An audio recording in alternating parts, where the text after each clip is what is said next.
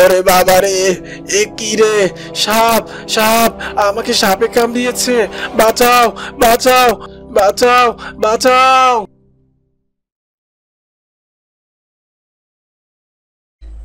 একদিন হাসু নদী থেকে মাছ শিকার করে নিয়ে বাড়িতে যাচ্ছিল। যেতে যেতে হঠাৎ দেখে একটি সাপ অজ্ঞান অবস্থায় পড়ে আছে, আর সাপের গায়ের উপর পড়ে আছে একটা গাছের ডাল। সাপটিকে দেখে হাসু ভয়ে পাশ কাটিয়ে চলে যেতে যায়। আর ঠিক তখনই সাপটি বলে, ও হাস ভাই, আমাকে দেখে ঘুরে যাও না, আমাকে সাহায্য করো, তোমার সাহায্যের যে অনেক প্রয়োজন আমার। ও হাস ভাই, একটু এদিকে এসো না, ভয় পেও না হাস ভাই, আমি তোমার কোনো ক্ষতি করব না। সাপটির এমন কথা শুনে হাঁসটি ভয়ে ভয়ে তার কাছে এগিয়ে যায়। হাসু সাপের কাছে যেতেই সাপটি বলল, ভয় পেও না হাস ভাই, আমি তোমার কোনো ক্ষতি করব না, তুমি আমাকে দয়া করে একটু সাহায্য করো। তখন হাসু বলল, ভয় কেন পাবো না বলো, তুমি আজ আহত বলে আমাকে কামড়াচ্ছ না, কিন্তু তুমি যদি আহত না হতে তাহলে তো ঠিকই আমাকে এখনই কামড়াতে। না হাস ভাইয়া, তুমি আমাকে ভুল বুঝছো, আমরা সাপ সম্প্রদায় কখনো বিনা কারণে কারো ক্ষতি করি না। যখন কেউ আমাদের ক্ষতি করার চেষ্টা করে তখনই মাত্র আমরা তার ক্ষতি করি, আর আমি তোমার কোনো ক্ষতি করার জন্য তোমাকে ডাকি নাই। তুমি যদি আমাকে একটু সাহায্য করতে, আমার শরীরের উপর থেকে যদি এই ডালটা সরিয়ে দিতে, তাহলে আমার খুব উপকার হতো হাস ভাইয়া। ঠিক আছে সাপ ভাইয়া, আমি এখনই তোমার শরীরের উপর থেকে ডালটি সরিয়ে দিচ্ছি। এই বলে হাঁসটি সাপের শরীরের উপর থেকে ডালটি সরিয়ে বলল, তোমার এই অবস্থা কি করে হলো? তখন সাপটি জবাবে বলল, আর বলো না দুঃখের কথা, আমি ওই পাশের জঙ্গলের বড় গাছতলাতে আমার বাড়ি, ওখানে আমি আর আমার মা থাকতাম। একদিন আমার মা অনেক অসুস্থ হয়ে পড়ে, আমার মা অসুস্থ অবস্থায় শুয়েছিল। তখন আমি আমার মাকে বলছিলাম, মা, বাড়িতে তো একটুও খাবার নেই, আর ক্ষুধাও তো অনেক লেগেছে, আমি বরং জঙ্গলের মধ্যে ওই পুকুর থেকে কিছু ফলি মাছ শিকার করে আনি, আর এই মাছ খেলেই তুমি দ্রুত সুস্থ হয়ে উঠবে। তুমি নিজের খেয়াল রেখো, আমি গিয়ে মাছ শিকার করে আনি। এই বলে সাপটি সেখান থেকে চলে যায় মাছ শিকার করতে। এদিকে গুহার পাশে এক কোণে সাপটির বাহিরে যাওয়ার জন্য অপেক্ষা করছিল এক নেউল। সাপটি চলে যেতেই গুহার মধ্যে ঢুকে পড়ে নেউল, আর তখন ওই অসুস্থ সাপকে বলে, আজকে তোকে আমার হাত থেকে কে বাঁচাবে? আজকে তো এখানে তোর ছেলেও নাই, এখন যে তোকে মরতে হবে। দুষ্টু নেউল, আমি তোর কি ক্ষতি করেছি যে তুই আমাকে হত্যা করতে এসেছিস, আমার অসুস্থতার সুযোগ নিচ্ছিস? আরে তুই তো জানিসই সাপে নেউলের শত্রুতা, তুই যেহেতু সাপ আর আমি যেহেতু নেউল, সেহেতু তোকে এখন মরতে হবে। এই বলে নেউলটি সাপের দিকে এগিয়ে যায় আর সাপটিকে হত্যা করে, আর তারপরে বলে, আমার একটা পথের কাটা শেষ, এখন এখান থেকে আমাকে দ্রুত বের হতে হবে, না হলে অন্য কোনো সাপ আবার দেখে নিলে আমার বিপদ। এই বলে নেউলটি সেখান থেকে বের হয়ে যায়। আর এদিকে দূর থেকে দেখে ফেলে ওই সাপটি, যে সাপটি তার মায়ের জন্য মাছ ধরতে গিয়েছিল। নেউলকে দেখে ওই সাপটি বলল, আরে আমার বাড়ি থেকে নেউল বের হয়ে গেল, যে কিনা আমাদের শত্রু। আমার মা তো বাড়িতে একা ছিল, মায়ের আবার কোনো ক্ষতি করে ফেললো না তো? না না, দ্রুত গিয়ে আমাকে দেখতে হবে। এই বলে সাপটি দ্রুত তার বাড়িতে ঢোকে, আর গিয়ে দেখে তার মা মৃত অবস্থায় পড়ে আছে। এই দেখে সাপটি অনেক কান্না করতে থাকে, আর তখন বলে, বেয়াদব নেউল, তুই আমার মাকে হত্যা করেছিস, আমি তোকে একবার সামনে পাই, তারপর তোকে আমি দেখাবো মজা। এরপর আমি ওই নেউলকে খুঁজে চলেছি। অনেক খুঁজেও কোথাও ওই নেউল।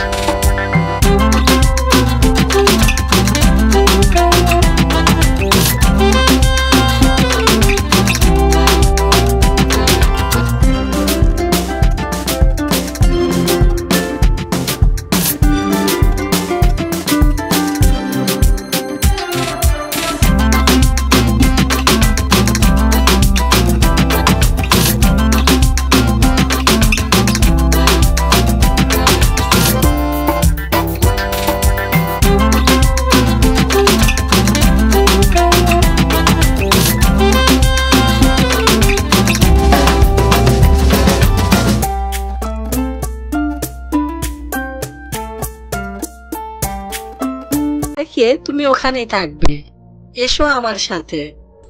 এরপর হাসু সাপটিকে নিয়ে ঘরের কাছে যায়।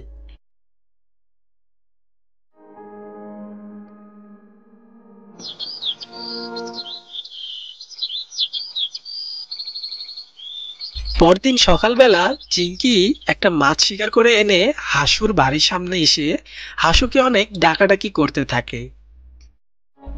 বন্ধু, ও বন্ধু, তোমার কি ঘুম ভেঙেছে? দেখো আমি তোমার জন্য কি এনেছি। হাসু বন্ধু, কোথায় তুমি? চিঙ্কির এমন ডাকাডাকির জন্য হাসু তার ঘর থেকে বাইরে বের হয়ে আসে আর এসে বলে, কি হয়েছে বন্ধু, এত ডাকাডাকি করছো কেন? আরে বন্ধু, দেখো কত বেলা হয়ে গেছে আর তুমি এখনো ঘুমিয়ে আছো। এই দেখো আমি তোমার জন্য মাছ শিকার করে এনেছি। এভাবেই তাদের বন্ধুত্বের সম্পর্ক খুব ভালোভাবেই কাটছিল। একদিন হাসু মাছ শিকার করে নিয়ে বনের মধ্য দিয়ে একা একা আসছিল। হঠাৎ তার সামনে একটি শিয়াল এসে দাঁড়ায়। হাসু অনেক ভয় পেয়ে যায়।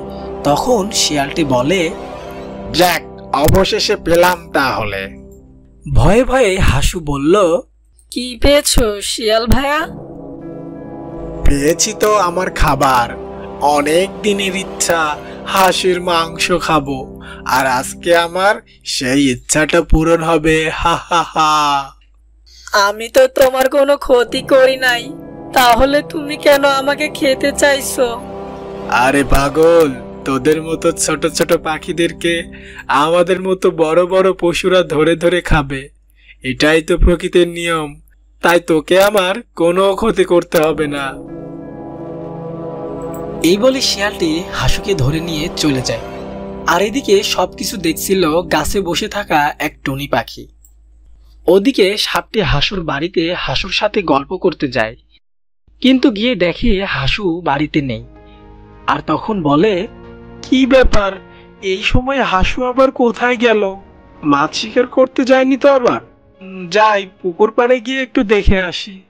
এই বলেই সাপটি পুকুর পাড়ে যায় আর গিয়ে দেখে ওখানেও হাসু নেই। তখন সাপটি আরো বেশি চিন্তায় পড়ে যায় আর আবার হাসুকে খুঁজতে থাকে। সাপটি হাসুকে খুঁজতে খুঁজতে সেই জায়গায় চলে আসে যেখান থেকে শিয়াল হাসুকে ধরে নিয়ে গেছে।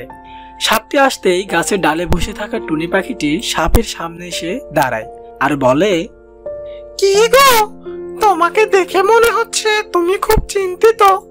কি হয়েছে তোমার? তখন সাপটি টুনিকে বলে, টুনি, তুমি কি আমার বন্ধু হাসুকে দেখেছো? অনেকক্ষণ হলো আমি হাসুকে খুঁজে পাচ্ছি না, কোথায় যে গেল? যাবে আর কোথায়, তোমার বন্ধুকে তো নিয়ে গিয়েছে। এরপর টুনি হাসুকে ধরে নেওয়ার ঘটনাটি সাপটিকে খুলে বলে। এসব কিছু শুনে সাপটি রাগান্বিত হয়ে বলে, তুমি কি জানো টুনি, ওই বিয়াদব শিয়াল কোথায় থাকে? আজ আমি ওই শিয়ালকে একটা উচিত শিক্ষা দেব। হ্যাঁ জানি আমি। এখান থেকে সামান্য একটু দূরে গেলে দেখতে পাবে একটি গুহা, আর ওই গুহাতেই থাকে ওই শিয়াল। তোমার বন্ধুকেও ওই গুহাতেই ধরে নিয়ে গেছে। তোমাকে অনেক ধন্যবাদ টুনি। এই বলে সাপটি শিয়ালের গুহার উদ্দেশ্যে রওনা দেয়। আর কিছুক্ষণের মধ্যেই শিয়ালের গুহাতে গিয়ে পৌঁছায় যায় সাপ। আর গুহাতে গিয়ে দেখে হাসুকে বেঁধে ফেলে রেখেছে, আর তার কিছুটা দূরেই শিয়ালটি ঘুমাচ্ছে। এরপর সাপটি হাসুকে গিয়ে বলে, বন্ধু, তুমি কোনো ভয় পেও না, আমি চলে এসেছি, আর এই বেটা শিয়ালকে আমি উচিত শিক্ষা দিব। এই বলে সাপটি শিয়ালের সামনে গিয়ে দাঁড়ায়। সাপটি শিয়ালের সামনে যেতেই শিয়ালের ঘুম ভেঙে যায়, আর তখনই সাপটি শিয়ালকে কামড় বসায়। আর শিয়াল ব্যথার জ্বালায় অনেক চিল্লাতে থাকে। ওরে বাবা রে, এ কি রে, সাপ সাপ, আমাকে সাপে কামড়িয়েছে, বাঁচাও বাঁচাও বাঁচাও বাঁচাও।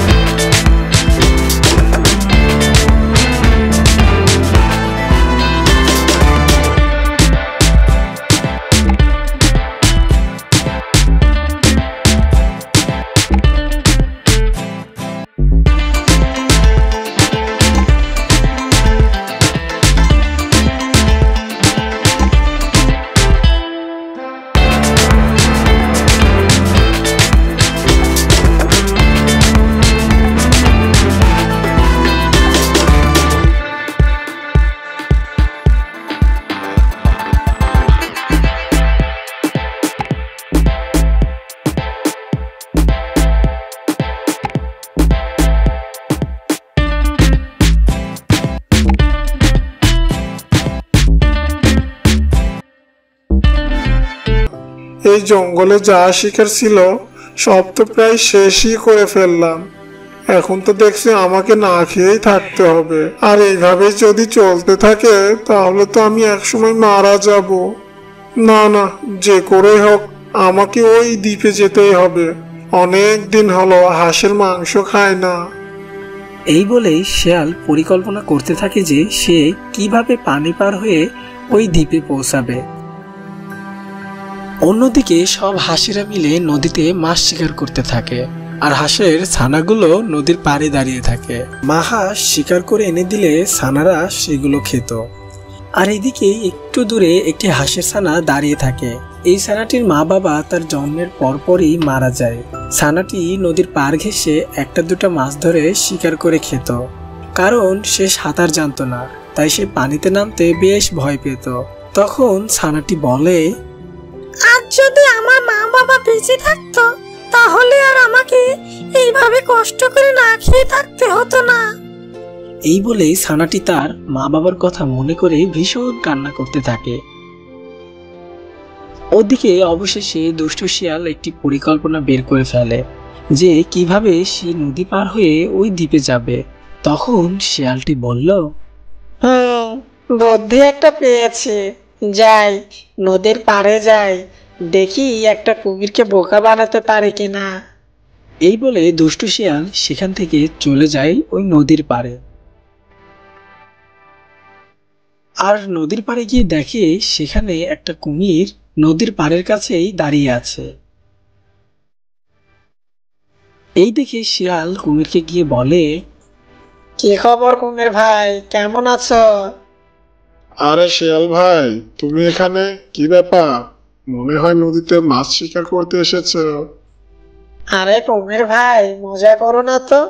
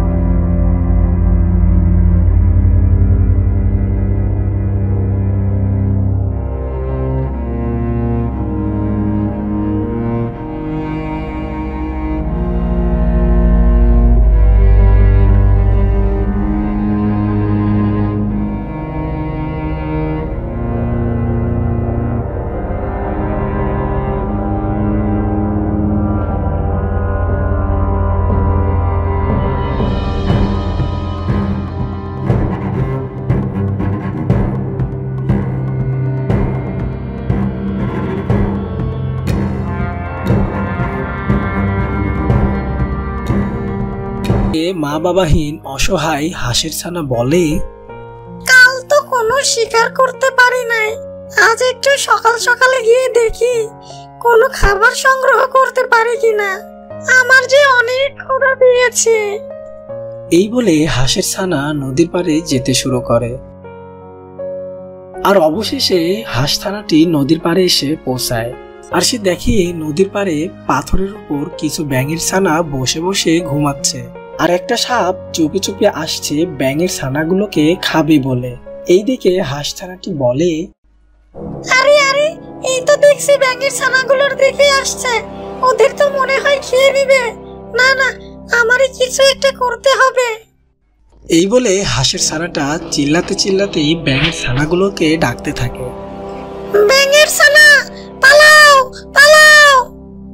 ব্যাঙের ছানারা এই কথা শোনার সাথে সাথেই তারা পানিতে লাফ দেয়। আর সাপটি তখন ব্যাঙের ছানাগুলোকে ধরতে পারে না, আর তখন সেখান থেকে সাপটি চলে যায়। আর এদিকে কিছুক্ষণের মধ্যে মা ব্যাঙ চলে আসে আর এসে বলে, ছানারা, তোমরা এই সময় পানিতে কেন? তোমাদের না শুকনো জায়গায় ঘুমাতে বলেছিলাম।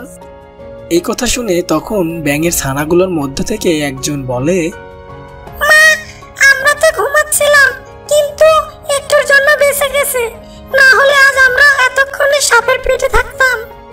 এই কথা শুনে মা ব্যাঙ একটু ভয় পেয়ে যায়। আর আমাদেরকে বাঁচিয়েছে ওই হাঁসের ছানাটি। তখন মা ব্যাঙ হাঁসের ছানাকে বলে, হাঁসের ছানা, তোমার এই উপকারের কথা আমি কোনোদিনও বলতে পারবো না, আমি তোমার কাছে কৃতজ্ঞ। না না, ঠিক আছে ব্যাঙানি, এটা আমার দায়িত্ব ছিল আর আমি তাই করেছি। এই বলে হাঁস ছানাটি সেখান থেকে চলে যায়।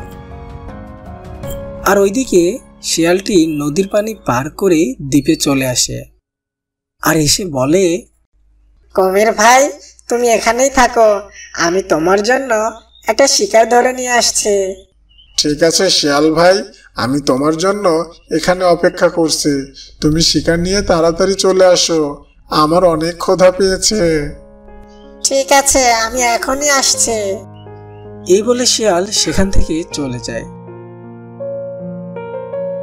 আর যেতে যেতে বলে, বোকা শিয়াল যে বুঝতেই পারি নাই আমি তাকে বোকা বানিয়েছি। আমি নিজেই শিকার খুঁজে পাচ্ছি না, আবার বলে কিনা ওকে শিকার খুঁজে এনে দেব। যাই, এখন একটা বিশ্রাম করার মতো জায়গা খুঁজে বের করে আগে, তারপরে না হয় হাঁসদের বাড়িতে গিয়ে আক্রমণ শুরু করব। এই বলে শিয়ালটি সেখান থেকে চলে যায়। আর ওইদিকে বোকা কুমির শিয়ালের জন্য অপেক্ষা করতে থাকে।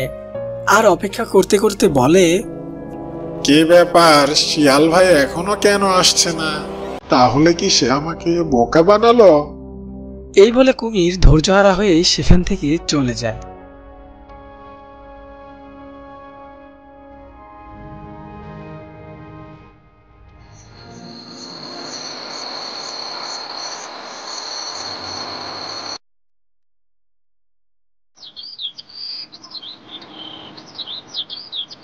পরদিন সকালে শিয়াল বলে, যাই, এই সকাল সকাল সব হাঁসেরাই বাড়িতে আছে, আমি গিয়ে এই সুযোগটা কাজে লাগিয়ে আসে।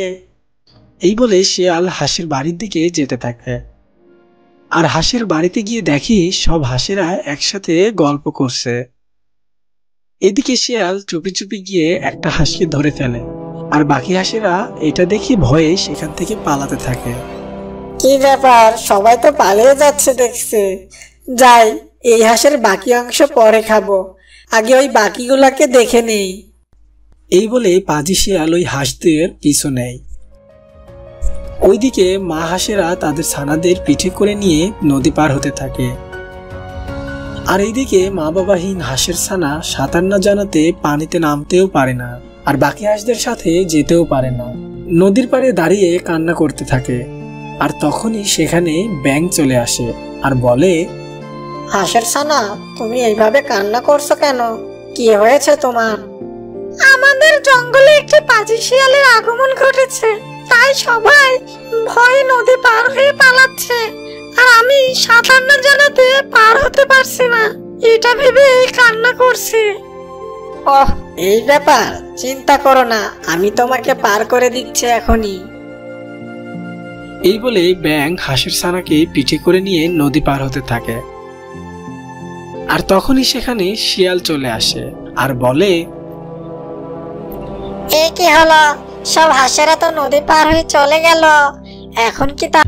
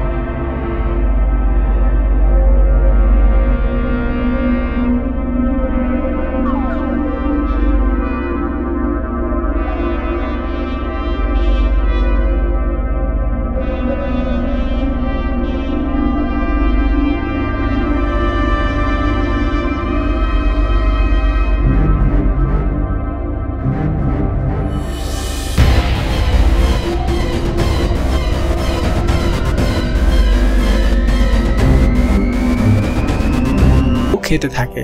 এই দেখে কুমির হাসতে থাকে। আর তখন শিয়াল চিল্লাতে চিল্লাতে বলে, বাঁচাও, বাঁচাও, মরে গেলাম রে কুমির ভাই, ও কালো দাদা, বাঁচাও, বাঁচাও, ও কুমির নানা, বাঁচাও, আমি আর এমন করব না, বাঁচাও। শিয়ালটি অনেক চিল্লাতে থাকে আর চিল্লাতে চিল্লাতে এক সময় সে পানির নিচে তলিয়ে যায়। তো বন্ধুরা, এমনই সব নতুন নতুন গল্প পেতে চ্যানেলটি এখনই সাবস্ক্রাইব করে পাশে থাকা বেল আইকনটি বাজিয়ে রাখো। দেখা হবে আবারও নতুন কোনো গল্প নিয়ে। ধন্যবাদ।